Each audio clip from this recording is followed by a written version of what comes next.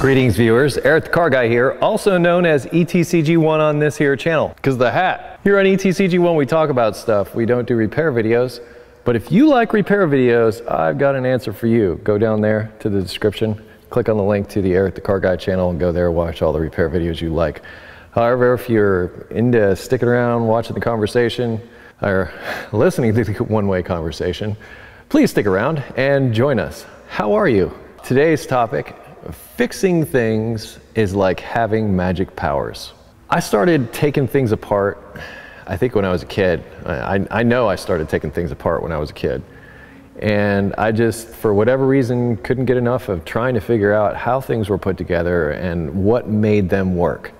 I didn't just want to push a button and then see it work. I wanted to know what happened when I pushed that button and all the little things that came together to make action X happen out the other side. And that curiosity, I'm fairly certain was there since birth. Now, it took a while to perfect the technique of getting things put back together so they actually worked again, but you know, we all have growing pains, as they say. You know, one thing led to another, and I started doing more and more of it as I got older. I really started fixing my bicycles to start with. But the feeling that I got whenever I'd go out and either service my bike or just take it apart and put it back together, maybe there was nothing wrong with it. I just wanted to see how to take it apart and how to put it back together. And that developed my hand skills, let's call them. And every time it was successful, it was like a rush. And I was just like, hey, you know, I felt like I got away with something. I felt like, you know, I don't want to say godlike, because that's just not it. But I felt like a magician, and I knew the tricks. And that was particularly prevalent when I went to, well, I used to do a lot of servicing and repairing of not only my vehicles, but my friends and family, that type of thing growing up. And, you know, there was definitely a feeling of accomplishment that happened then. But it was always like there was a piece missing for me. You know, it's like, okay, I did the head gasket on this car for like the third time because, you know, I didn't know how to use a torque wrench. And, you know, I was able to take it apart, put it back together. It still runs, but I still have the problems that I had before then. So although I got myself to a point where I developed my hand skills, my diagnostic skills were totally lacking. And it took me so long to develop those skills. And they really didn't start to develop until after I went to school. When I went to school, I was given the backstory of why things work the way they do and how they're supposed to work. And that gave me a whole new insight into the things that I was just taking apart arbitrarily just to figure out how they worked.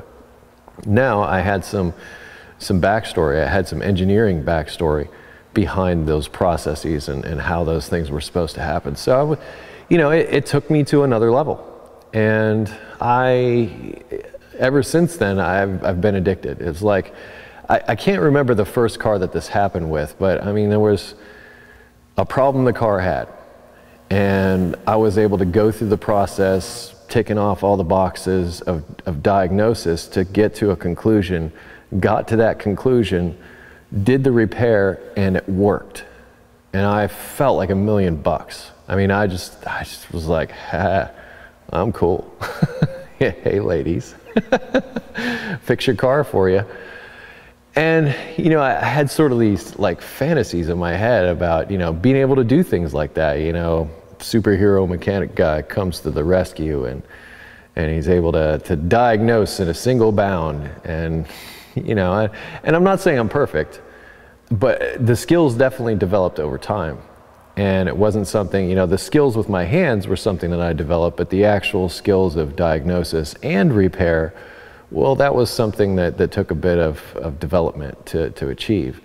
And when I did achieve it, I can say that rush was even greater than the rush I got when I would take something apart and then successfully put it back together and it still worked. And there was a bunch of times where I did that and it sort of worked, or maybe it worked and now it makes a noise. I mean, I was doing it. It wasn't just cars. I mean, I remember taking apart my Walkmans. Those of you who might be of age might know, but we used to have cassette players, and they were like teeny tiny things made in Japan. And I used to take those things apart, and those were like really cool on the inside, and I loved looking around in there.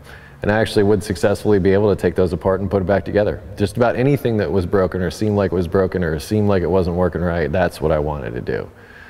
So I think if you want to do this, you're sort of born to do it in a way. But I think there's, and I'm not trying to say that I'm special or anything, but I think there's a smaller percentage of people who get that diagnostic aspect of things. And if not like the high-end diagnostics, I don't really want to go there, because there's plenty of guys out there that can say, I know what that noise is. That's a collapsed lifter. We can fix that with a cam and lifter set. Or they take it out and drive it. They step on the brakes, they feel the vibration, they know they got warped rotors or drums, that kind of thing. So there's different levels of diagnosis and repair, and there's different levels of capabilities when it comes to technicians.